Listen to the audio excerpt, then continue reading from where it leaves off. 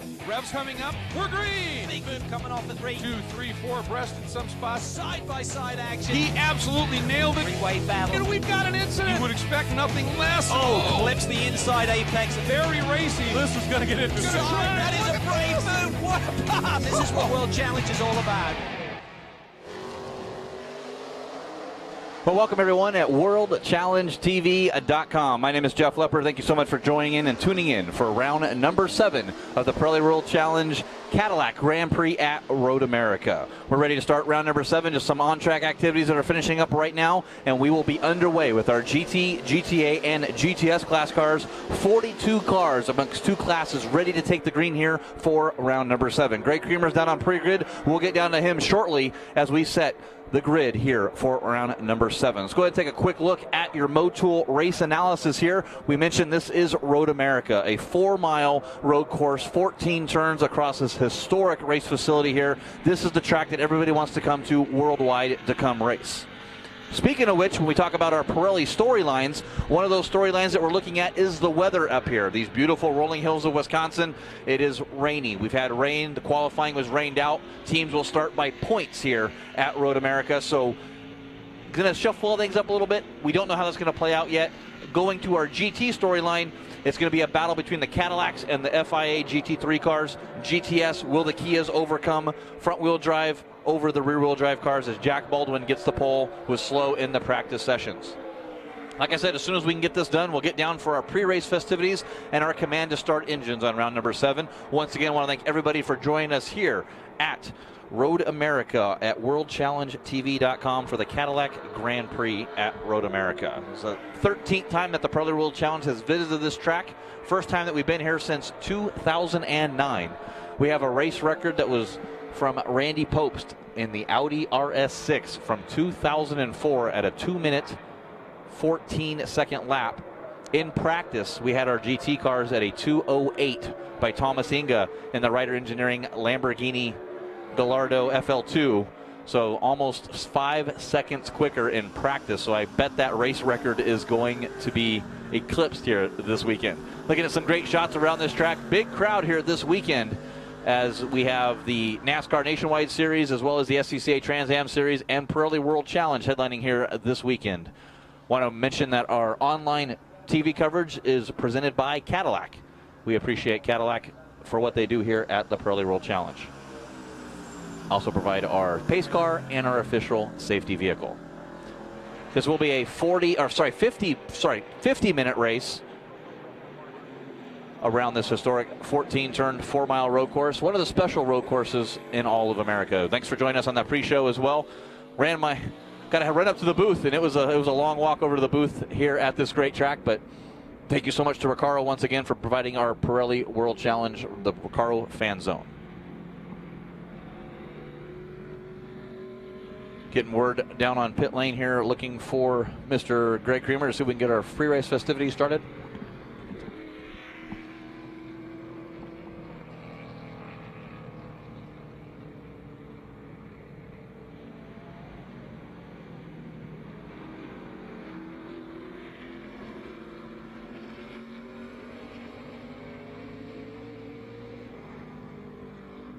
And we want to welcome everybody at WorldChallengeTV.com, and we want to welcome everybody here at Road America. Let's get right down to Greg Creamer on pit lane. Greg, you got a copy there, bud?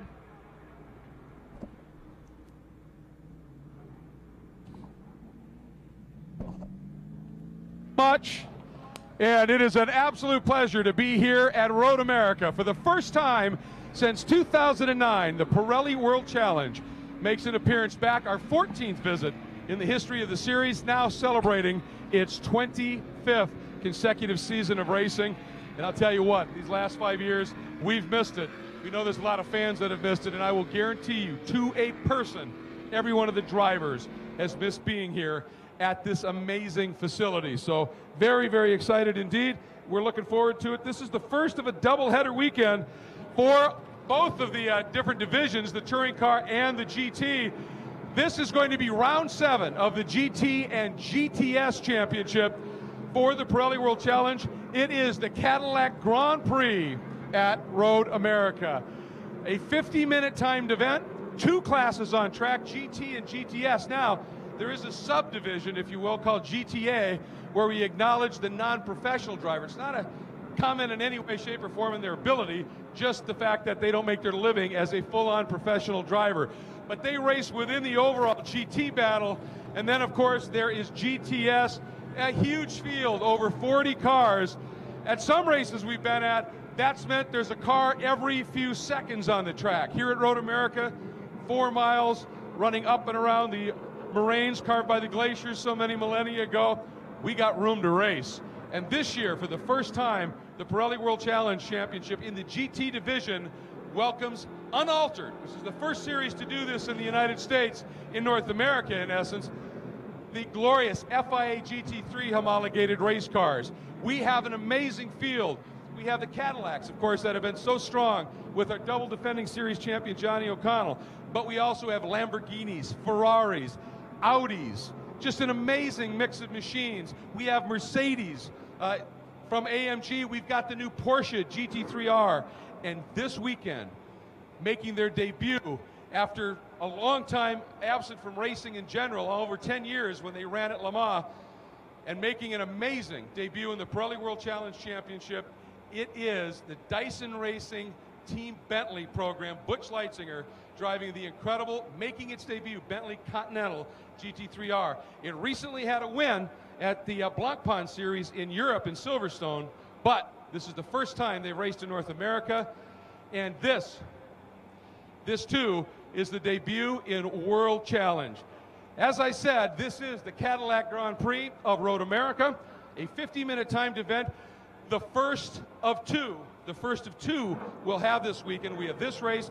We also have one coming up tomorrow as well for the 8th round of the championship. So a lot of opportunity here. And we've got a little bit of a moment here. I want to introduce Jim Verpilot, who will eventually be sending this field on its way. But Jim, again, Cadillac's involvement, an amazing partner for the series. You come back to this amazing venue where the Cadillac first race in World Challenge in the mid-2000s had some amazing races here. This, though, is a different era. You know, when the schedule came out this year and we saw Road America was back on the schedule, we couldn't be more excited. I mean, this is the Midwest. It's the heartland. This is where our brand was born, basically. Michigan to here, a lot of proximity, a lot of fans. So we couldn't be more excited to come back to this historic track. And it is an incredible venue, to be sure, and one that we've been absent from too long, and it's great to be back here. It certainly presents its challenges. On some tracks, there's maybe one stretch where you get near terminal velocity. Here, there's 3 places where you are absolutely flat chat. Some of them at the end of it are some incredibly difficult downhill braking zones in the tight corners. Others, you suddenly fold into an incredibly fast sweeper. This track really encapsulates everything that's great about racing. And a GT car and a GTS car, they love to let it fly at a track like this. Absolutely. And, it's funny. I was out here, I actually got to drive this course, and it's scary for the average driver. I don't even know how these guys do it, but that's why they're professionals. They're in a race car. But that's what makes it so fun for the fans is they get to see these cars flat out, fast corners, sweeping corners, long straightaways. It's just made for racing. This is why this course is so famous. Well, and you mentioned it's a scary thing out there. That's why earlier today, when it was pretty wet on the track, the teams elected and the officials agreed to actually abandon, as they call it, qualifying and start the race on points. That was a great opportunity for the Cadillac team because Johnny O'Connell, of course, came in here leading in the points. That means he is going to be starting right up front at a track where maybe the Cadillacs are going to face one of their toughest challenges because of the fact that these FI GT3 cars have so much downforce in them, and these long, the carousel, the kink, one, all of those corners, those cars really fly. So an opportunity here, and we've seen when Cadillac and these amazing drivers, Jim, get an opportunity, oftentimes they pounce. Absolutely. And, just speaking of that, with this course, and then we're at Barber, and then some of the famous road courses we go to, that's what balances the field. I mean, some of our city tracks and the street courses, we do really well, a little bumpier, slower corners. It just evens out the field, and I think that's what makes it exciting. It is. It's a variety in terms of the tracks, a variety in terms of equipment, variety in terms of drivers, and the other thing, a variety in terms of classes. Andy Pilgrim, one of your absolute superstars, made a point. He said, when this race starts, any race in the Pirelli World Challenge, he said, until we catch the back of the GTS field, it's a race. When we catch it, it's a war. You know, again, I think that's the beauty of Pirelli World Challenge. Not only do we have that amazing grid that you mentioned with all those manufacturers from around the world, the two classes of cars, you know, the excitement that it brings, the field doesn't get that far away from each other, and then you have to make your way through lap traffic. And again, with Johnny and Andy, those guys with racecraft, they know what they're doing, but that's what makes it so exciting, because you always have action every corner, every part of the race. Absolutely, and the fast cars use those GTS cars as picks, and the GTS cars, some amazing talent in those cars, some top flight drivers. They will allow a GT car by when it suits them sometimes, which makes it very interesting. As I said, the grid formulating based on points. We're on just a slight hold, folks, so that's why we're just waiting for a couple of things to clear up. But it'll be O'Connell, as we talked about, in the number 3 Cadillac CTS VR from Cadillac Racing will start up front. Anthony Lazzaro in the R Ferry Motorsports, R Ferry Automotive Group, Ferrari, Ontario. The blood red Ferrari 458 Italia GT3 starts in the 2nd spot. Andrew Palmer, who started the season amazingly as a GTA driver, and in the very first weekend, put it on the podium. There was a rule. If you podium overall in GT as a GTA driver, you are booted out of that class. You've proven that you belong in the overall. And all he did in response to that was 2 races later with a win at Barber. Unbelievable. He drives the number 21 Global Motorsports Group, Thermal Club, and Spider Audi R8 Ultra. It'll be the number 8 Cadillac of Andy Pilgrim that will start 4th. Again, this is all based on current point standings. 5th will be the number 2 Hawk Performance. That is the Audi R8 Ultra from the CRP team of Mike Skeen. 6th will be James Safronis, one of the top drivers in the series and the team principal for the Global Motorsports Group and the Thermal Club Mobile 1 Spider entry. Then it'll be Nick Mancuso, who has also moved out of the GTA category with a podium finish at Barber, and he was on pole there at one of the races. And then it'll be Tim Bergmeister. In GTS, just to give you a start, couldn't be closer. Jack Baldwin in his Reset MD Motul Stop Tech Porsche came and starts, tops points by 1 point, folks. He leads over Mark Wilkins in the PutOnTheBrakes.org Kia Optima Turbo. And then it'll be Dean Martin, who had a double win in Detroit in his Mustang, the Picture Cars East entry, and Wilkins' teammate Nick Janssen, the DonorChoose.org entry. So it is that close right now as we get ready to go in the points. So once again, folks, it is now my honor to once again turn the mic over to Jim Verpelat, Global Marketing Manager, for Cadillac, to set this field on its way with those most famous words in racing. Jim? On behalf of our friends at Optima Batteries and Pirelli Tires and all of our Cadillac dealers and employees worldwide, welcome to the Cadillac Grand Prix at Road America. Drivers, start your engines. Well, thank you so much, Greg Creamer, as we are set to start round number 7 of the Pirelli World Challenge GT, GTA, and GTS class. Thank you so much to Jim Verpelat there, the Global Marketing Director of Cadillac. And boy, Cadillac, those beautiful CTS VRs of Johnny O'Connell, starting on the pole based on points, will be that number 3 Cadillac CTS VR. Anthony Lazzaro, 2nd in his Ferrari. Talk about Cadillac, Ferrari, Audi, 1, 2, 3. How about that for a starting position in our GT class? In GTS, it is Jack Baldwin starting on the pole next to Mark Wilkins, Dean Martin, and Nick Janssen. You have the 2 Optimas on the inside of the pole. A couple other notables that you have found throughout the field. The number 08 GT of Butch Leitzinger. That's the Bentley Continental of Dyson Racing returning to the series. That is an FIA GT3 Bentley, and that is a right-hand drive car for those folks that kind of might see something on the live stream and not really recognize what that is, but it is a right-hand drive car. It's going to be interesting to watch Butch Leitzinger come through this field, starting from the back of the pack. There is the field led by that Cadillac pace car, the CTS-V. Also our official safety vehicle. You'll see Caddy 1 a little bit later. Follows the field around in case there's an incident on the first lap. Dick Lubatino driving that here this weekend, and they have a complete medical history on all of our drivers. They know the history of all of our drivers, so if there is a problem, they're there to help. Well, Greg Creamer will join me up in the booth in just a little bit, but this is a long course here, so I think Greg's got plenty of time to work his way back here to the broadcast booth to give our command. But standing start on the front stretch. Our Willen lights will come on. When the lights go out, we go green, I think. Yes, I see the Willen lights down there on pit lane. We're actually going to start a lot further down the front stretch here. For those folks that know Road America or have seen races here, there's a huge uphill coming out of turn number 14 before start finish.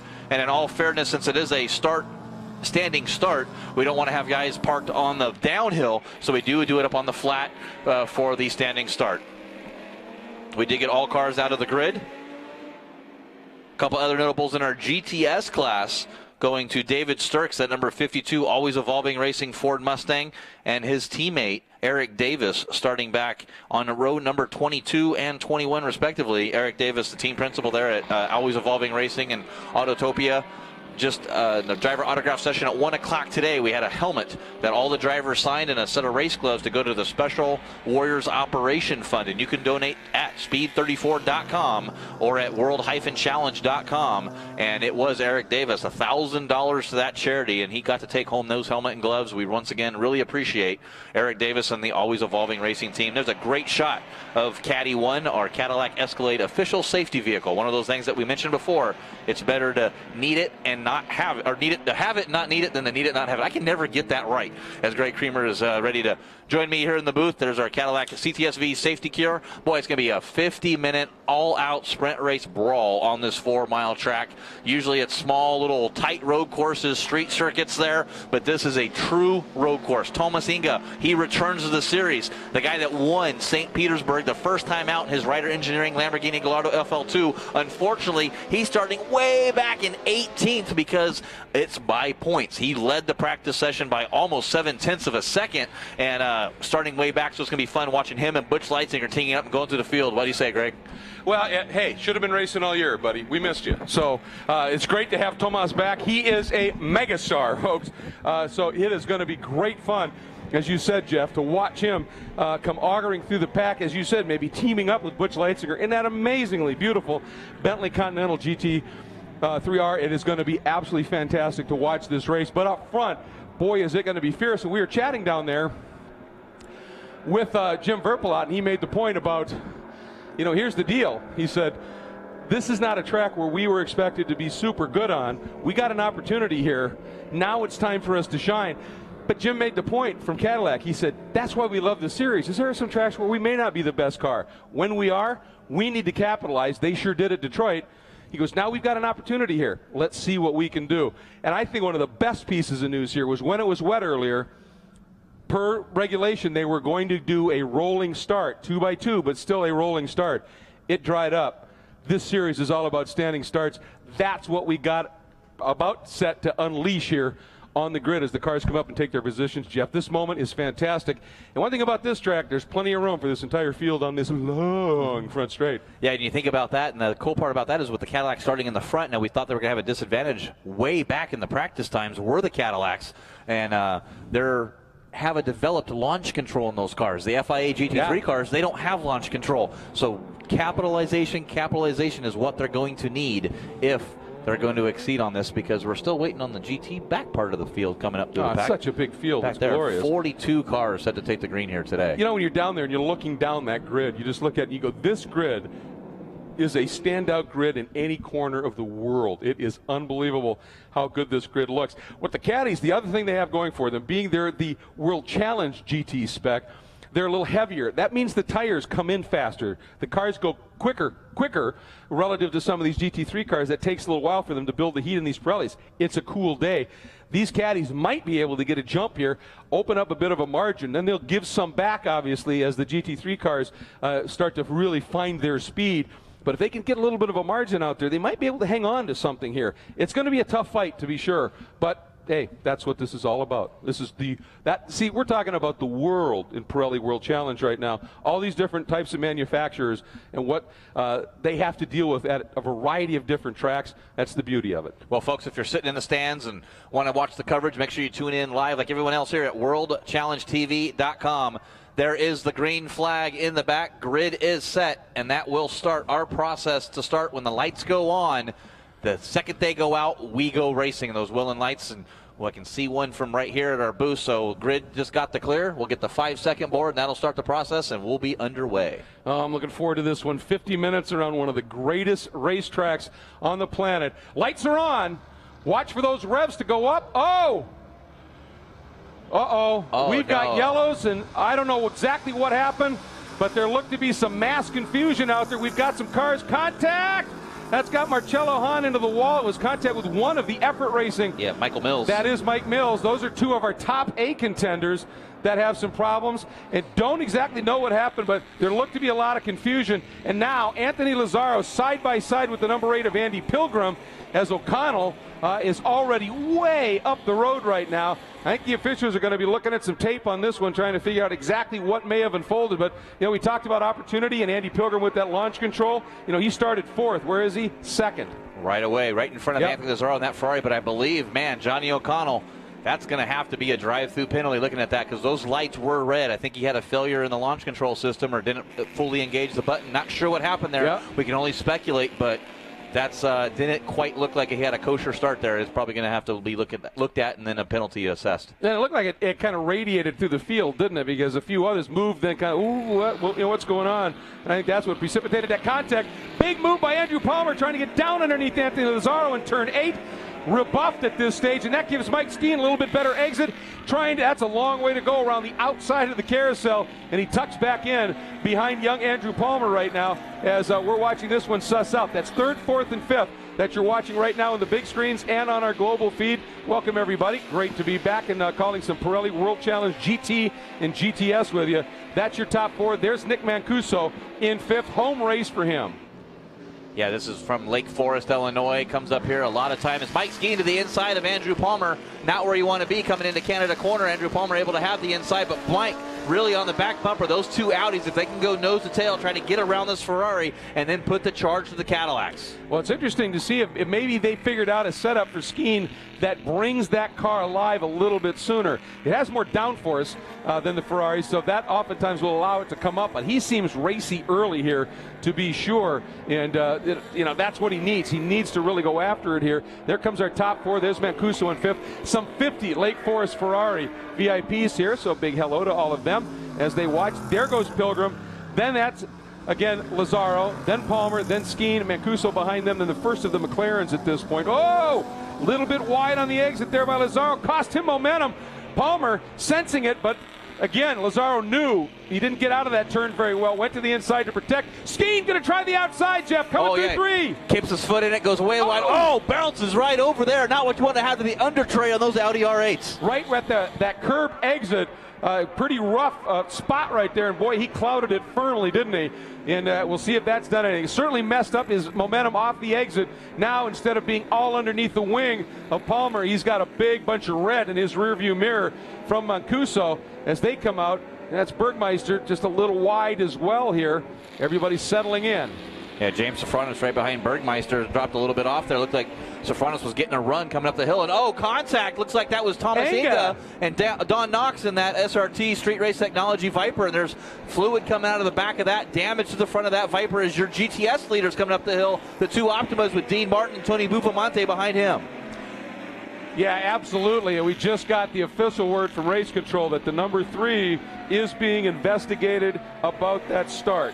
So we suspected that might be the case. We'll keep you updated to be sure here, but that's what we're finding. And Enga, you know, he was quickest in the lone official practice session. We knew he was going to be a rocket coming up through the field based on past experience watching him race, based on what he did at St. Pete, based on what he's done globally, but a little bit maybe too aggressive, and that may have cost him. But boy, this great battle is absolutely on. His Skeen finally works his way by, picks that spot up and gets around Palmer. And meanwhile, it is a great run by the 36 of Nick Janssen, who got to the front and, folks, has disappeared in GTS. Martin sits in 2nd, Buffamani, I believe, in 3rd, but Nick Janssen has said, see ya. I mean, what an opening few laps. Yeah, boy, Mark Wilkins was leading that, and then when that damage between Thomas Inga and Don Knox happened, it looks like they got bumped a little bit there, and that dropped Wilkins all the way back to 4th. And the guy who maybe took advantage of that little moment as well was Lawson Aschenbach, who suddenly sits in 5th in the number 1 Black Dog Speed Shop car. Yeah, just got word from Race Control. The number 3 and the number 16 are going to a drive-through penalty for jumping the start. So Nick Mancuso and your overall leader right now, Johnny O'Connell. We said it at the top of the show. Looked like he jumped the start. Drive-through penalty at 45 miles an hour down this long straightaway up through pit lane. Oh, that's going to be devastating to their race. Not what they wanted to see here. Yeah, it was just, you could see that there was somebody else in the back that had that issue too. We couldn't pick it out cleanly, but apparently, as you said now, it was Mancuso. Wow, that is just devastating here. I mean, such a golden opportunity to be able to start up front for that that Cadillac, and now to have to make a visit to the pits. Got word that we have a car in the gravel at turn number 6, but we're going to try to get a local yellow. Great safety crews here at Road America. We have great communication with all of our teams, letting them know that, hey, we have safety vehicles on. As I'm watching Thomas Inga's car come down pit lane, that Ryder Engineering Lamborghini with that front end damage, he is on pit lane. Marcelo Hahn, he got his car back to pit lane. So both the Ryder Engineering Lamborghini Gallardos are out. It looks like that was one of the Nissan 370Zs that's in the gravel there at turn number 6. Not sure who that was. Could be Rick Boucher or Brian Kleeman. Those are the two Nissan 370Zs we have in this field, but it is Nick Janssen in that DonorChoose.org. It's Mark Wilkins to the inside of Bufamonte for third. Can he make it stick? Boy, he's there. He had the nose in there, but he's also a smart racer. And he went, boy, if Tony just closes that door a little, we're going to hit. So we gave him room, and Tony was able to come across cleanly. For a minute there, Eichenbach went, a little dip in momentum from Wilkins. Maybe I can do something with it. He didn't have the opportunity there either. But what a great opportunistic opening series of laps for Lawson Eichenbach. I tell you, whatever happens during practice and qualifying, when it's race time, that guy has nothing but go. He is phenomenal. Here is Andy Pilgrim down the front stretch. Will be your new leader. That'll move Anthony Lazzaro to second. Wow. And Mike Skeen up to third. Got to be devastating for Johnny O'Connell as he's on pit lane now. Yeah, he's coming down. He will make, I would assume it'll just either a drive-through or a stop and go. And he will be back out, but huge in terms of cost. But boy, Pilgrim has opened that margin up by a ton as well. And I think that's what we're talking about. It's cool. Those Cadillacs being a little heavier, they get heat in those Pirellis a little faster. As O'Connell now rejoins, here he comes out of pit lane, but at the very back of the GT field right now, just in front of the GTS field. So Johnny now has some serious work to do at this stage as we watch this battle. Lazzaro, Skeen, Andrew Palmer in that beautiful blue and white Audi behind the Hawk Performance Audi of Skeen, and then Mancuso. And Mancuso also has been tapped for a stop and a drive-through, excuse me. He has not yet made that call. Then right behind him is Tim Bergmeister. Then a little bit of a gap now back to Sofronis. But it's getting word from Race Control, a lot of the great partners we have in the Pirelli World Challenge. One of those is Optima Batteries. The Optima Battery best standing start. The most positions picked up on the first lap, and that goes to the driver, the number 62, Aston Martin, the invisible glass automatic racing Aston, Mark Clinton. Nice. Good job from him working his way up 7 positions on the very first lap. What a great start from that driver. Well, that is the kind of drive you want to see for sure. Get an opportunity like that. Like we said, there was a little confusion on the start. A couple of cars had issues. And you weave through that mess cleanly and take advantage. That's a golden opportunity up, and that is Drew Riggins. 02 Drew Riggins running wide at 8. Yeah, I said it was he just got pulled out of the turn 6 there at the gravel trap from the safety vehicle. So I thought it looked like a 370Z. I was wrong. That was Drew Riggins and his Aston Martin from the Racers group. Boy, we talked about Drew and his program picking up this year and the driver development he's done. He's just done a great job. Sad to see that as, boy, look at the battle for second in our GTS classes. Nick Janssen's checked out in the Kia Optima. Dean Martin, that picture cars East for Hegan Racing Ford Mustang, won both rounds at Detroit last time 2 weeks ago. Comes here. This is basically a show car that he had built sitting around and put all the race parts on it. Won both rounds at Detroit, doing strong here in second. You can see there's a debris flag, that yellow flag with the red stripes. It just caught off to the left there, and that's why. That's Henrik Hedman. Apparently he shed some parts too as he had it off back there in the Dragon Speed Ferrari. So he's parked, one of our GTA subcategory drivers, if you will. And a good run there as well. There comes Andy Lee having a good start. And the big story here in GTS really is Jack Baldwin, who's plummeted after that standing start. He's an old drag racer. Normally he gets off the line pretty well. My guess is as Marcello Hahn and Mike Mills were bouncing off each other, Baldwin must have got badly balked, because now he's definitely back. And boy, this is just relentless pursuit right now, isn't it, by Wilkins on Martin. Yeah, he's in 8th right now, and Wilkins all over the back of Martin. But look at Jack Roush Jr., the two Mustangs, side by side with Bufamonte down there in the turn number 1. As it looks, is that Andy Pilgrim? Yeah, coming through the back of, oh no, it's Johnny O'Connell coming through the field here. That number 3 Cadillac Racing CTS VR just gets around Bill Ziegler in his Swisher Racing Audi R8 and Jeff Courtney in that KendaRecStuff.com Audi. Boy, all the way to the back of the GT field. Now Johnny O'Connell starting to tear back through this field. Boy, he's got the red mist, and he is going after it right now and focused.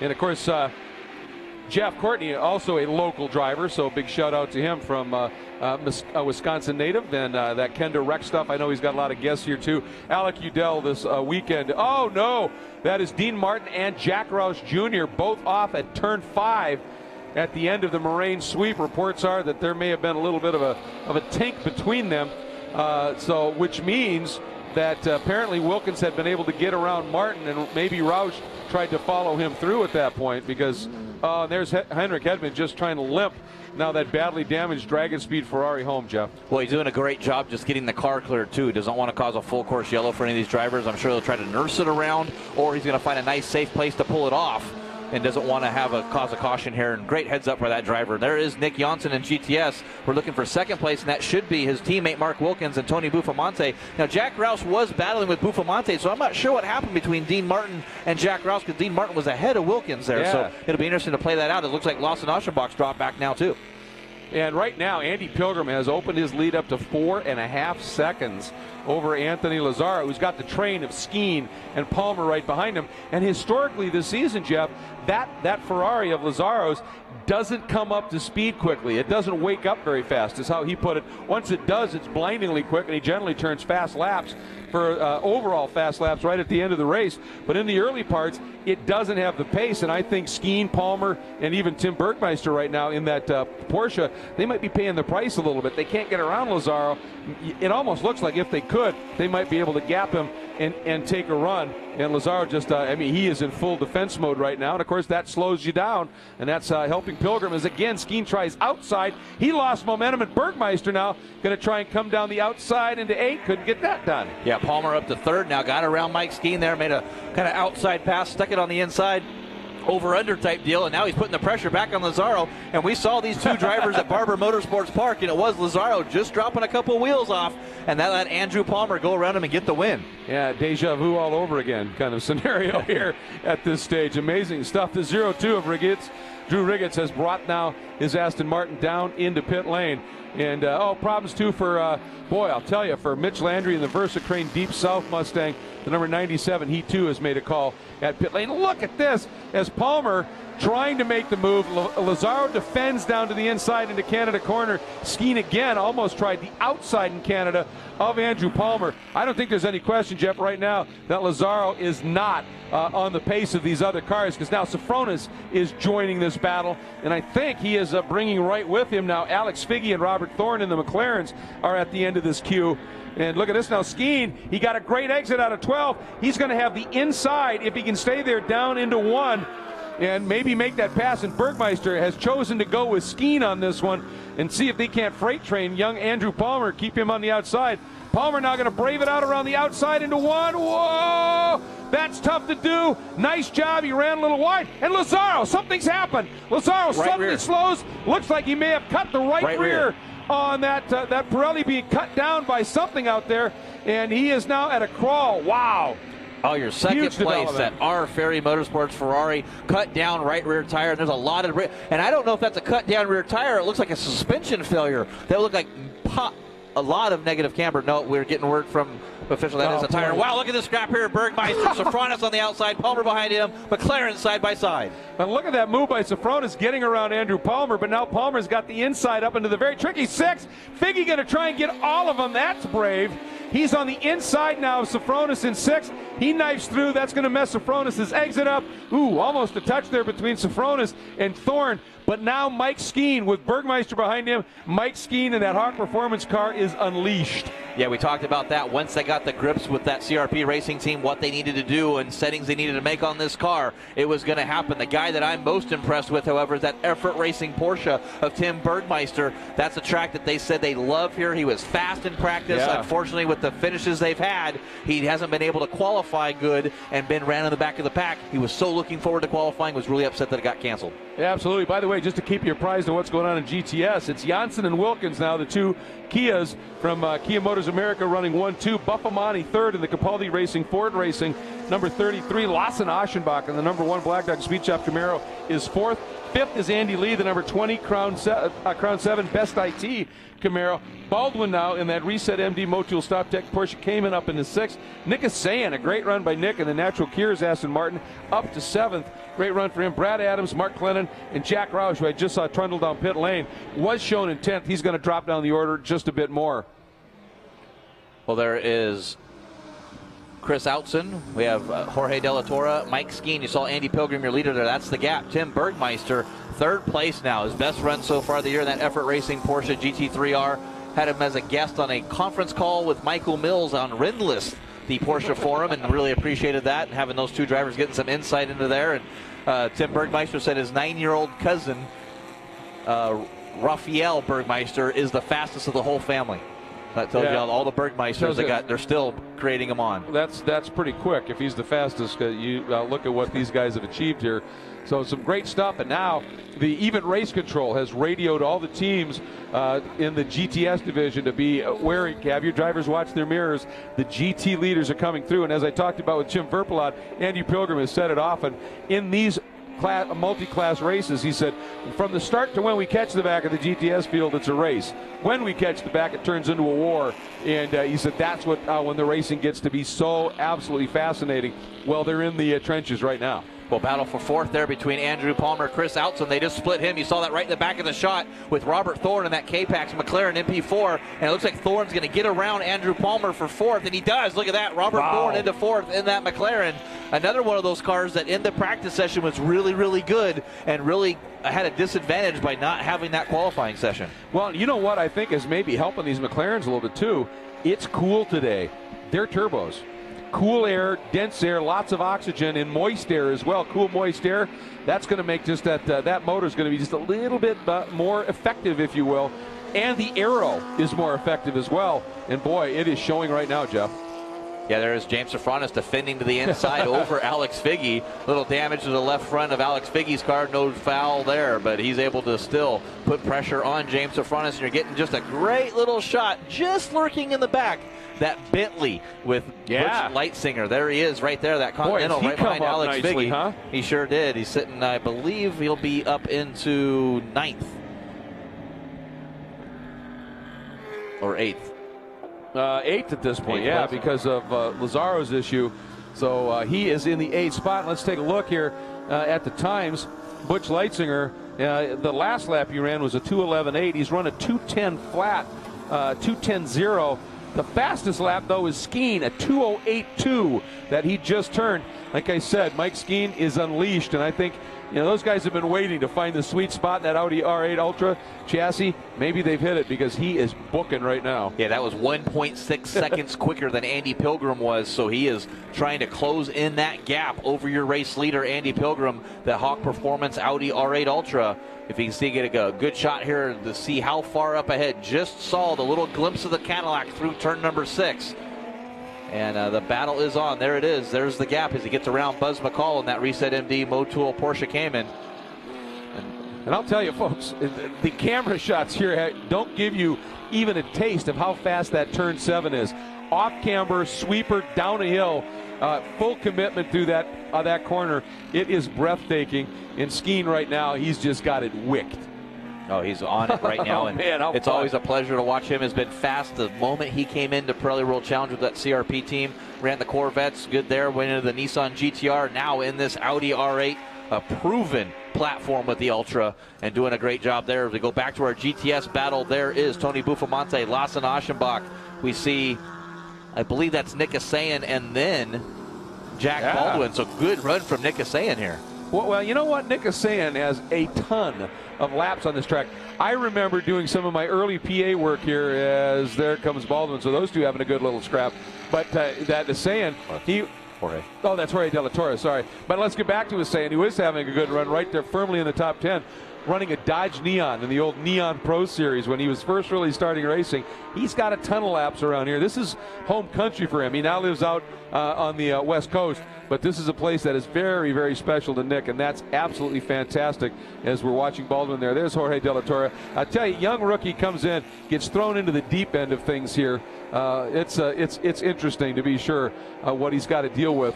And let's keep in mind the 0-2 is also, that's Drew Rigetz, who had that call at the pit lane after his off and is now back on track.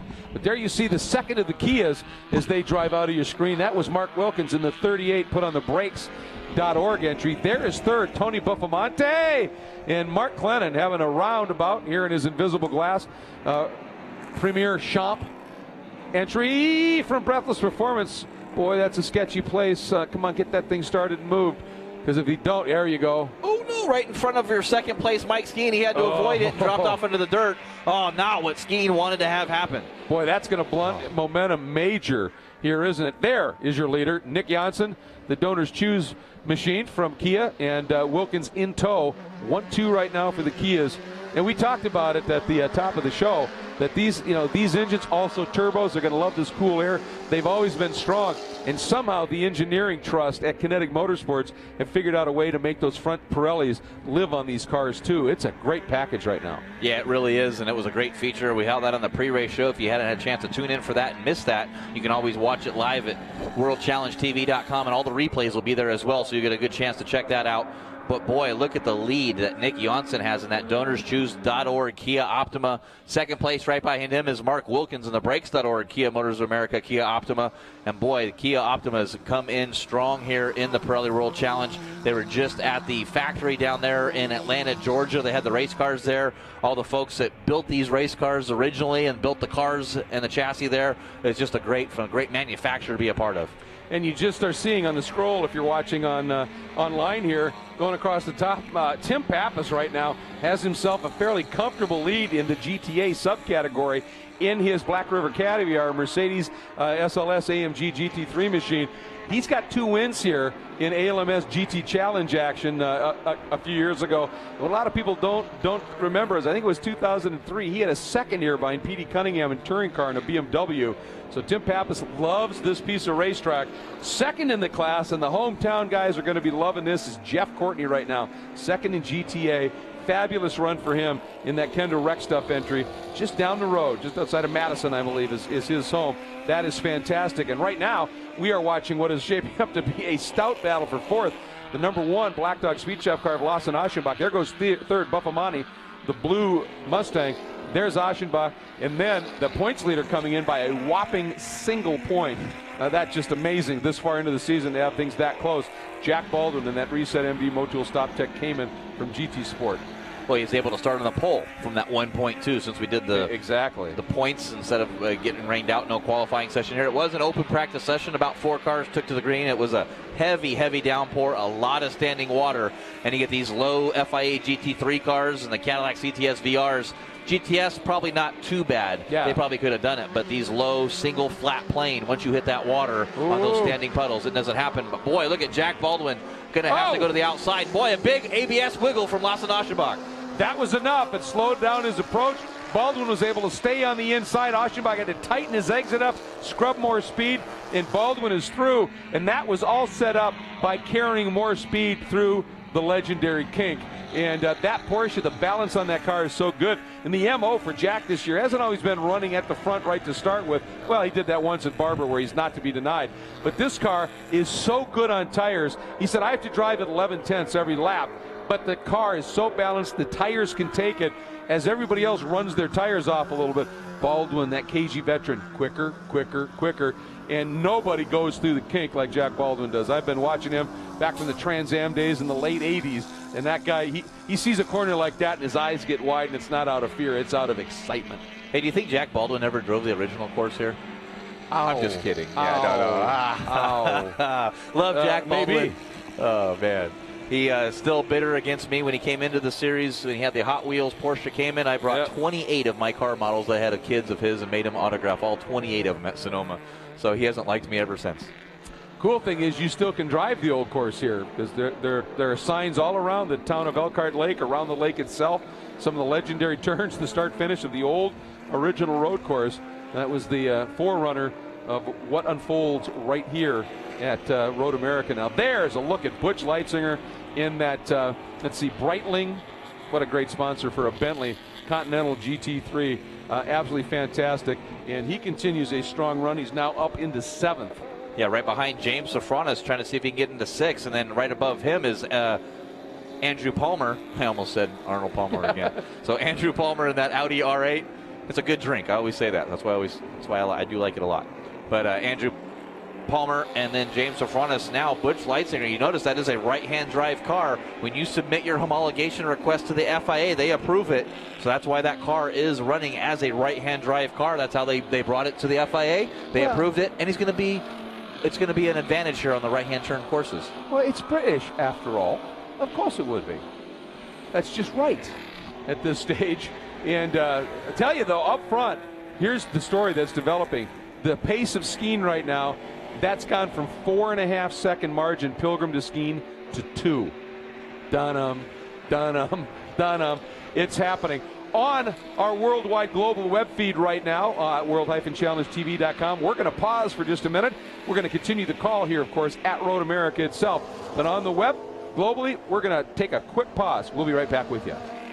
Welcome back, everybody, on our global feed here. And here's a good look. That is the battle right now for the race lead, folks. That is the pace that Mike Skeen and that Hawk Performance CRP Racing, that Audi R8 Ultra has right now. And again, the longer this race goes green, as fast as those Cadillacs with their weight get the tires, those beautiful Pirelli tires, up to temp, the sooner those tires get overworked with the weight of those very high horsepower Cadillacs. And right now, Skeen's car is at its optimum. Those Audis, it just takes a little bit longer, and they're coming down underneath Lawson Aschenbach, so they're now up into the top 5 in GTS right now. And boy, Skeen might have had him on the exit, but for Laschenbach being right there. Pretty savvy driver and Andy Pilgrim going, well, I'm going to put my car right where it's going to be a little tough for you to be able to snake through. Now, did you see how Andy protected going into 14? And Skeen used a little bit wider radius now, and now it's just going to be a drag race up the hill. This will tell us a lot, Jeff. Yeah, it sure will. With that power of that Cadillac coming off and the torque out of turn number 14, I think if Skeen's going to do this, it's going to be in one of the braking zones under coming out of like a downforce corner such as turn 6, the carousel, maybe down into Canada corner, down through the kink is where the Audi is going to have the advantage. Absolutely. All that downforce on that car, you can just carry more speed through the fast stuff. And I think you're right. I mean, I think his best shot is going to be when he doesn't have traffic in front of them going into the as you said, Canada corner. Because of the pace he'll be able to maintain through the kink. That is just phenomenal. There are your 2 leaders in GTS, the 2 red Kias. There's Buffamani 3rd, and there's Pilgrim. Boy, I'll tell you, these guys are flying out here right now. This race is going by at a fabulously quick clip. 30 minutes, just under 30 minutes remaining.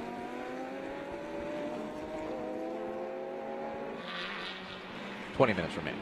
Did I say? 30 minutes of the race has expired, sorry, so we have 20 minutes remaining. Right. 20 minutes remaining. But Andy Pilgrim That's what I meant now, to say when I said it's going by at a fast clip. Yeah, it sure is. It's going too quick. Then I completely duffed it. But Andy Pilgrim, Mike Skeen there, and I'll tell you what, Andy Pilgrim, he knows how to race. He's got a great racecraft. Yeah. He's not going to do anything that's going to jeopardize himself or Mike Skeen either. So that's one thing that I know Mike Skeen has in the back of his mind, that Andy Pilgrim is a gentleman. He'll race him good. Now, well, here we go. Into the kink. Now, there is that GTS car in front, but watch the exit here of the kink. Let's see if look at that. Skeen is he made it all up plus, but the problem is he got right to the rear tail of Pilgrim, wasn't able to make it work, and then they come up on a GT car and look at Pilgrim. Perfect placement, waited. He might have been able to get by Wilkins a little bit quicker, but it wasn't the best thing for him to do. He just stayed there and then used him as a pick. And look at it, Skeen, looking here, looking there, looking here, looking there, because he knows if he doesn't get him into 14 here, he's not going to get him probably again until he goes all the way around. There's that shallow entry in, but Pilgrim's so confident in the horsepower of this thundering V8. Yeah, Mike Skeen got a great run out of 14, though, as he tucks in right on that rear bumper, make Andy Pilgrim's Cadillac pull him up up that hill and down this long front stretch. Can he make the move down into turn number 1? Pilgrim to the inside. He defends. Not going to happen. They got the leader there, Nick Janssen, in GTS. Oh, and the best thing that can happen for Pilgrim right now is put that Optima between the two cars. And he couldn't get it done, and Janssen was not, he really didn't want to let them go through because he wanted that buffer, but they just, Pilgrim's going, no, buddy, because I'm coming through here, and Skeen going to jump on that opportunity. And again, now out of turn 3, that's a corner where that's a little quicker than it looks on the map sometimes, and you can get a good run, but again, a lap car there, and that means that Pilgrim is going to have some good car placement and have the opportunity here. Skeen looks to the inside, but not quite enough there, down into 5. Boy, what a fantastic battle we're watching. This is what racing should be. You've got an American Cadillac, you've got an Audi from Germany, you've got McLarens, you've got Lamborghini. I mean, this is fantastic. Well, the Porsche, Tim Bergmeister, I've been watching that. Yeah. The last lap, he was 4.5 seconds behind this lead battle here. Now he's only 3.2 seconds behind it. So the benefactor of this battling between Pilgrim and Mike Skeen is going to be Bergmeister. Young Robert Thorne right behind him in that K-Pax McLaren MP4 12C. It's not over yet, folks. Oh, by no means is it over. As I said, we've got still about 18 minutes to go here. It is just fantastic. Now, here we go. Through the kink once again. Now, watch Skeen. I think he may have backed. Oh! That, we've seen, that's the one thing we've seen a couple of times with these FI GT3 cars is sometimes the front just gives up suddenly just a little bit. And, boy, that was a huge save. Folks, it may not look like much, but right now Skeen is going, oh, boy, and he's going to try it here. That's going to put him on the outside for Billy Mitchell. Dips the brake, but look at the grip, the downforce of the Audi. He's through with that bobble and all. Mike Skeen, the Hawk Performance CRP Audi, has gone to the lead. That is a driver who, with his heart in his throat after that big move into the kink, stays with it, carries the momentum and speed and goes around. Saw him get loose there in the kink, and I thought about the pucker factor he had there, and boy, he sure recovered from that, got through Billy Mitchell there and got around that Cadillac for the lead. Well, he may have been locked into the seat even a little bit more and was able to execute that pass. That was unbelievable. But you know what? People talk about the Pilgrims and the O'Connells, the Lazzaros, these drivers here. Mike Skeen is as good as they get. He may not have that name recognition that some of these other guys do, but he is one of the best drivers you're ever going to see, particularly in low grip scenarios when it's a situation like that where I'm just throwing the car around. Skeen is superb, and look at that. Bergmeister is closing. 1.8 seconds this time by now. So, boy, Bergmeister on a tear. This car he calls Phoenix. This is a car that he crashed in Japan and nearly totaled it out. Almost got killed. The car saved his life, they said, with all the crash testing they did and looking at everything and the analyzing. They said the car really saved his life. That team rebuilt this car. The same VIN number. It's back. All new components and pieces on it. And he is trying to put the battle on here. Catch this lead group. Can Tim Bergmeister make it a three-way battle for the lead in GT and overall? It's interesting, though. Skeen got around Pilgrim, but he's not exactly checked out here, has he? Andy's playing it pretty close to the vest, staying with him. Now, though, there's not a lot of traffic in front of Skeen. Look at the margin he opens up through the carousel. That's all downforce. Quicker.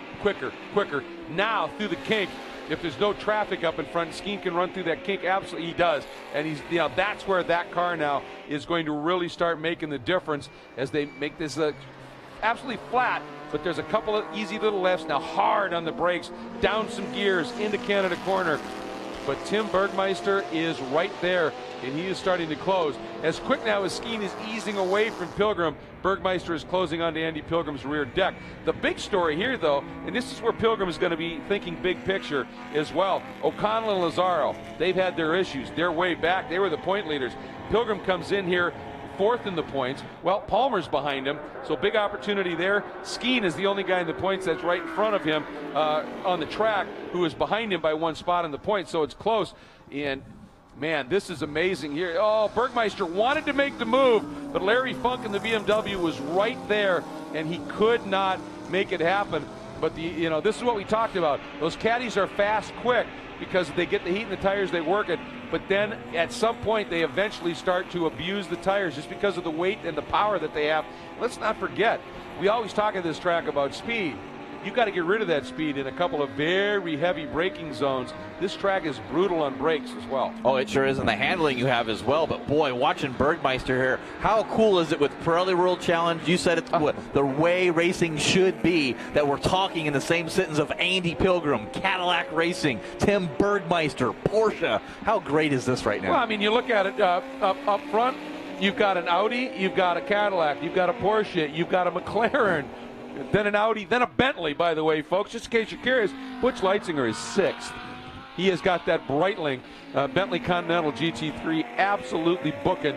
That is one pristine-looking car, isn't it? Just beautiful. Yeah, prepped by Dyson Racing. Great to have Dyson Racing making their debut in the Pirelli World Challenge. This is the place they want to be. They'll bring 2 cars out later on in the year, be shared by Guy Smith and Chris Dyson, the sporting director there at Dyson Racing. We'll see him driving a little bit later. A great program with a full-on assault for the championship in 2015. You bet. And with one of the second iteration, if you will, Bentley boys at the helm, and Butch Leitzinger, who ran that beautiful Bentley Speed 8 2002 at Le Mans to great effect. Guy Smith won it in a Bentley Speed 8 in 2003. And oh boy, look at this. Andy Pilgrim, no respite, man. He's looking in his mirrors, and he's got a very hungry Tim Bergmeister, a driver of Bergmeister's caliber, just patiently working the program, finding the speed, working on, figuring out how we set this Porsche GT3R up for the Pirelli World Challenge spec, if you will, Pirelli tire, these P0 slicks, which are remarkable but unfamiliar to these guys. This year is the first time this Porsche GT3R has ever raced in North America, essentially, and so they've really been working at it. And Tim has been absolutely superb in getting that car, the program, getting it working. And now, he's a great driver. He's a pro, but he wants to run at the front. Now he's got his opportunity. You don't think this guy's hungry? Jawohl, he's hungry. Absolutely. And speaking of gentleman drivers there, how about Thomas Inga? Yeah. Had that problem at the beginning of the race there, saw the leaders coming through, pulled right over. Now we know that Lamborghini has the pace, but he says, I'm out in this race. I'm going to let those guys go. And wow, great heads-up driver. Yeah, it really is. I mean, he's a world-class talent, and when he can be in the mix, he's in the mix as intensely as anybody can. But when he's not, he understands the bigger picture. Tough day for Ryder Engineering in those Lamborghini Gallardos with Marcello Hahn in his Zero GTA category car off right at the start and out, and then the moment for Inga, obviously. That's tough, and you hate to see that kind of thing happen. Yeah, and you talk about that GTA, and we got to go back to that battle for the lead in GTA between Tim Pappas at number 54, Black Swan Racing, Black River Caviar, SLS AMG. Boy, what a beautiful car, the chrome color. He's sitting 10th overall in the GT category, 1st in GTA, 2nd in the GTA. Local boy here in Wisconsin, Jeff Courtney in that Kenda, RecStuff.com Audi R8, sitting 13th overall, 2nd in GTA. And how about number 95, the Swisher Racing, Bill Ziegler from Global Motorsports Group, in 3rd, sitting 14th in the GT category. So he's having a great run. Absolutely, and just glued right now on what's unfolding. These guys here, Pilgrim and Bergmeister, they've got a pretty good margin back to Thorne in 4th. And boy, is Thorne having a superb run today in that K-Pax McLaren. Another one of the young guns in this championship, stepping up pretty seriously into this level of car this year and just doing it very, very easily and very quickly. It's been fun to watch, but a superb battle here right now. Yeah, it really is for the overall and top 3 here in GT. Mike Skeen, Andy Pilgrim, Tim Bergmeister, Robert Thorne just sets his best lap of the race at a 209.2. Goes up to the 3rd fastest race lap, and I say that because tomorrow's race, the grid is set by your fastest race laps here today, going back to your GTS leaders. Yeah, just a great story here. The 2 Kias looking so strong. Nick Janssen in that donorschoose.org, number 36. Mark Wilkins, the 38. PutOnTheBrakes.org, and a couple of great charities that they carry on these cars. Basically, Kia Motors America factory cars, and working that charity program. And you can see, you don't even see now the hood of that blue number 33 from Capaldi Racing, Tony Buffamani and the Mustang Boss 302S. Not even in the shot right now. These Kias, boy, are they hooked up here today. And again, let's be honest, sometimes you get that little break. They did here with this cool, dense, moist air. These turbos are loving it, not only because you could pack more oxygen in and make it the engine work more effectively, but when it's cool and moisture laden like this, it keeps things, it keeps the turbos cooler. I mean, everything about the engine likes it a lot better, doesn't it? Yeah, it sure does. It makes everything operate better, cools the driver. He's even better when you have that happen. You saw that graphic pop up there, 16th place. That is overall for Mark Wilkins. He is second place in class in the Kia Optima. And watching the monitors there, looking for Tony Buffamante on that Ford Racing, Capaldi Racing Mustang. There he is, boss. Wow. There's the gap there. But I thought I saw Jack Baldwin starting to come up to the back of Buffamante. Don't count out old gentleman Jack. He'll be right behind him as he comes up to Tony Buffamante. Well, the margin right now between those guys in second and third that we were looking at is almost 6 seconds, but the margin between Buffamante in third and Baldwin in fourth is at like half a second. So, yeah, Jack's hunting right now. Yeah, he sure is. Wants to get a good run here.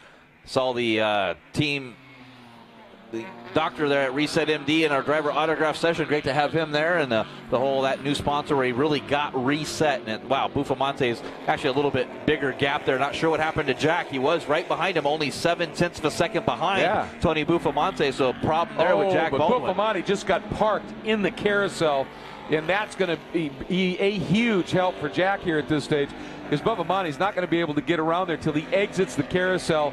That's going to cost him a lot of speed there. Is he going to be able to get him down into the kink? Yes, finally he's able to slice through. Yeah, gets around the number 04. And I believe that's Jorge De La Torre. And now the problem is for Jack. Jack needs to be able to get by cleanly too here. Here comes Tony Buffamante. Really missed an opportunity, not of his own fault by any stretch in Detroit. That second race there in the morning warm-up, he set a warm-up lap that was 3 seconds quicker than the new track record and pole that Dean Martin had set for the race. But Bill Ziegler got in between the top two and Buffamante, who was sitting in third for a good 2/3 of the race, and by the time they got around Bill in that GT car and everybody was able to get through, it was just way too much ground for these guys to be able to make up. So Tony too is a little bit frustrated and very hungry and wants to have a good run here. Yeah, and boy, since he's joined this series, he's been in the top 5 every session in the races. A great addition to the Pirelli World Challenge here from Capaldi Racing. Also supporting Brad Adams, Craig Capaldi. They have Chris Capaldi in the TCB category. So, boy, Ford Racing and Capaldi Racing, and then putting it to it with Tony Buffamante, showing what they can do. By the way, while I was down on the front straight, I don't know whether you ran through the grid or not, but I don't feel right during the race if I don't get a chance to say Brad Adams and the Voodoo Dat Dog. Yo! MTV Raps. Got to do it every time from Capaldi Racing. Especially now that we're back together. We're good now. We're good now. Yeah. Missed you at Detroit. I missed you when I was there. Yeah, there we go. It was great. It's a hallmark moment right there. Wasn't it? Excuse me, a little tear. Okay, I'm done. Boy, Jack Baldwin must be having some problems there. He's falling off now. There's Lawson Aschenbach to the inside. Yeah, Jack Baldwin definitely off the pace. I said it was only 0.7 behind Buffamante, and now Lawson gets around him. Boy, Jack Baldwin just salvaging what he can here with 6.5 minutes remaining in this race. Yeah, something has gone seriously wrong, because he had just driven around Aschenbach and it marched away. I mean, was somewhere in the neighborhood of 8 seconds clear of Aschenbach just a couple of laps ago. So something is not right here, and that is unfortunate. Baldwin, of course, comes in the point lead right now. So tough deal for Jack in that Reset MD Stop Tech Motul Cayman. Boy, look at this. Bergmeister and Thorne has reeled those guys in. He has reeled them in. This is second, third, and fourth in GT, folks. And we are coming up on 7.5 minutes remaining in this one. And yes, maybe Skeen right now has got him covered up front, but this battle for second is fierce. Yeah, battle for second there. Bergmeister looked to the inside. Andy Pilgrim defends a little bit as Bergmeister right on that back bumper, and that's allowing Robert Thorne. Oh, he puts the nose up through turn number 6, though.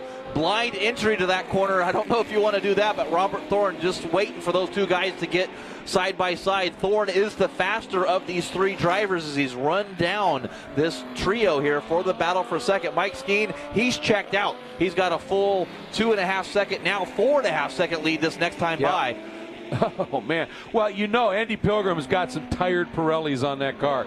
Those Pirelli P0 slicks are amazing. You could push them harder than any tire the series has ever run. And I've been around for pretty much the entire 25 years. God, that's almost painful to say on one level, but wonderful in another. These Pirellis are the best we've ever had. But that is a tough call on these heavy, powerfur Cadillacs to last without any help from a caution on a track that you really push these tires hard. And for Andy, I mean, just brilliant driving. Bergmeister thought about it, last second pop down in Canada. Andy saw it coming and just feinted just a little bit and didn't give him quite the run. But these McLarens, these GT3, FIA spec McLarens they're so well balanced, these cars are. And boy, Thorne now, he's got a pretty effective weapon that he is coming after him with right now. Thorne using up every piece of road on the exit and now starting the run up the long hill here. The Cadillac still has that thundering V8. That's going to be good. That should hold him in good stead down to turn 1. But after that, it's going to be interesting. And I think that's Ziegler that they're coming up to put a lap on. And this is where Andy needs people to be paying attention to the mirrors. Let's see if he's able to sneak through this time down into turn 3. Pilgrim coming. Ziegler looks like he leaves him a little room. Does he? He does, and lets Bergmeister slide through as well. But boy, Thorne may have been the guy who got the run here. We'll see what happens. A lot more traffic in front. Yeah, it's amazing there. A great battle here. It's sad I can't sit here and watch the end of that. I got to head down to Victory Circle. Boy, it's going to be exciting. All right, Jeff, boy, you're going to get the interviews down there and find out what these amazing drivers thought. Bergmeister down into 5. Oh, but he got in too hot. He ran wide, and Robert Thorne going to dive underneath both of them. And then a little touch as they come up into turn 6. But Robert Thorne is through. But Bergmeister so late on the brakes into 5, that downhill braking zone, not a lot of or nothing there in terms of gravity to help you. And he just skated a little wide, and that forced as well Pilgrim out in a very opportunistic move right there by Thorne. Pilgrim coming back in turn 8, trying to get back on the podium here in GT. Jeff cannot leave the booth. He gets to the door, then turns back to the monitor, gets to the door, turns back to the monitor. Well, I tell you, Pirelli World Challenge, this is some amazing stuff. The battle of the brands is one of the ways we refer to it, and we are seeing that play out to perfection right now. Jack Roush Jr., who has been an absolute rocket since he joined the championship this year in that number 60 Roush Road Racing Mustang, coming up. Some serious smoke coming out the back of that car. Everybody being very cautious of that. And now Bergmeister getting a little break, getting Jorge De La Torre in between he and Pilgrim. Pilgrim going to try and knife through, coming up underneath in turn 13. He squeezes through. But Thorne now, and I'm sure Bergmeister is just going, I can't believe it. I get the move done, can't quite hold my line. Thorne read it perfectly. This young man, Robert Thorne, a lot of talk this year about Andrew Palmer and everything that he's been able to achieve. But Robert Thorne, as the white flag comes out, leaders are on their last lap. There's Skeen on our web feed and on the big screens heading down into turn 1. There is Thorne, second, the number 6, K-Pex McLaren. Look at the wiggle as he's on the brakes so late down into turn 1 with this opportunity here. Then it's Bergmeister and that black-nosed, then fading to red, Effort Racing, Porsche GT3R in third, and then the thundering black number 8 Cadillac CTS VR Pilgrim sitting in the 4th spot. Andrew Palmer, Jeff didn't do it, but I did. Andrew Palmer in the 21 Audi sits in 5th. Leitzinger, as I said, up into 6th in that Bentley Continental GT3. O'Connell up into 7th. Boy, is he doing everything he can to salvage some points. Safronis in the Audi in 8th, Figge in the McLaren in 9th, and Tim Pappas, our top A category driver, sits in 10th. So superb effort there by everybody in the field. And it's still the two Kias. The two Kias in GT3 or in GTS right now, with Buffamani 3rd, Aschenbach 4th, Baldwin hanging in there in 5th. So I'm not sure what the issue was, but he gave up that one spot, but at least he's hanging into that top 5. Skeen for the last time. That beautiful CRP Racing Hawk Performance Audi R8 Ultra. They picked it up after the start of the season. First time they ran it in Long Beach, so they've been finding the sweet spot of this car, and each of the races as it's unfolded, sort of developing at the events. That's tough to do. But they have found that moment here. Skeen, a brilliant drive today. That big moment over into the kink didn't bother him at all. At least he didn't show it, and just kept the momentum alive and actually was able to come through. Now through Canada, up through the Billy Mitchell turn. Makes the appearance over the rise. He's got some GTS traffic as he comes up, setting up for 14. He's got some room. He does not, at this point, need to worry about it. Waits till the exit of 14, moves over. Mike Skeen. It's been a while, but CRP, Hawk Performance, and Mike Skeen back in the victory circle, this time in the Audi R8 Ultra. What a day for that team. They have been resurgent, and it comes to fruition here. What a day for Robert Thorne in the K-Pax McLaren for that young driver. Look at Skeen. He's got that hand out the window already. He is totally amped, as you would expect. Third, going to go to Tim Bergmeister, first podium of the year for Effort Racing. Tim Bergmeister in the GT category. What a great story there. Andy Pilgrim hanging on. What a great drive by that veteran, knowing he had to get that lead, knowing it maybe wouldn't last, but doing what he needed to do in terms of his battle for the points. He comes home in fourth, and O'Connell, Lazzaro, Palmer, Pilgrim. Of those four, he was the best finisher here. That's huge. Palmer is fifth. Leitzinger from dead last in GT to sixth. What a debut for the Dyson Racing Team Bentley machine in the hands of Butch Leitzinger, that 08 machine. O'Connell in seventh, Safronis in eighth, Figgy ninth, and Tim Pappas completing the top 10, and best of the GTA competitors for our non-professional drivers. What a story there. Here come the Kias as they are coming up to take the checkered flag in GTS. And a great start once again from Janssen. Started in the fourth spot, just had a great launch, went to the lead, and Wilkins, who started outside essentially the front row, dropped back, was able to get around after a great scrap, fought his way up into second, and they have just been in control from the get-go. Here comes Janssen, the number 36, DonorsChoose.org Kia from Kia Motors America, and with him comes Wilkins in the PutOnTheBrakes.org entry, the Kia Turbo, the Optima Turbo. What a great story for them. There is Tim Pappas, and welcome back to Road America. Whenever this guy shows up here, he always puts on a phenomenal show. You saw him do it in a touring car BMW, finishing second at P.D. Cunningham in, I think, 2003. 2 wins in the American Le Mans Series GTC category here, and he comes back and wins the GTA category, the subcategory in the class. So congratulations to him. At the finish here, we're just I'm trying to suss something out. It now shows Andy Lee coming through in third in that Crown 7 Best IT machine. Oh no! Last lap running second in the GTA category, and Jeff Courtney, the local favorite in the Kenda Rec Stuff Audi, has pulled off track. Gonna look at the scoring here and see if that in fact happened before or at. It did. It happened before the checkered flag, so he has lost that second place in class. Boy, what a gut-wrenching moment for this driver who put on a spectacular show. Janssen, Wilkins, Andy Lee, Baldwin, Aschenbach. This is what I'm looking at unofficially on scoring.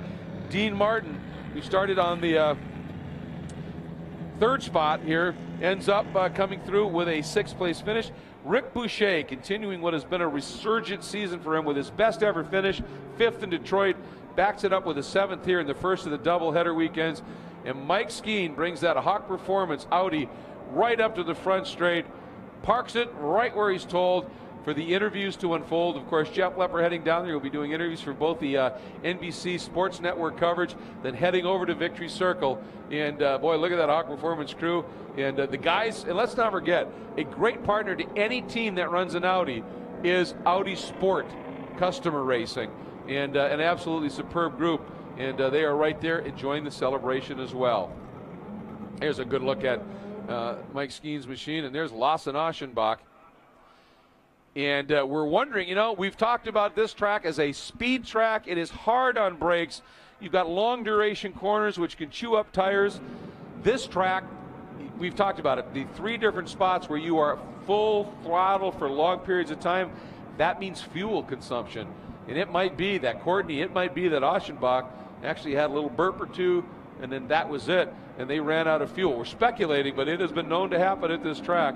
It is brutal on fuel here, so wow. There's some late race developments, some great action during the race, of course, and wow, this is absolutely classic. And once again, you look at the finish here, in Audi, a McLaren, a Porsche, a Cadillac in your top 4. This is what racing should be. We've got these manufacturers here, and this is why they come and put the world into Pirelli World Challenge, because this is a racing series where it is absolutely intense right now.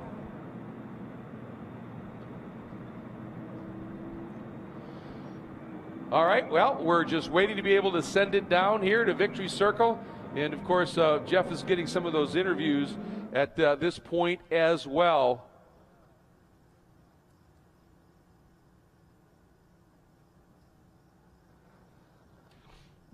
So Eskeen, after a little celebration with the crew, is heading down toward Victory Circle right now.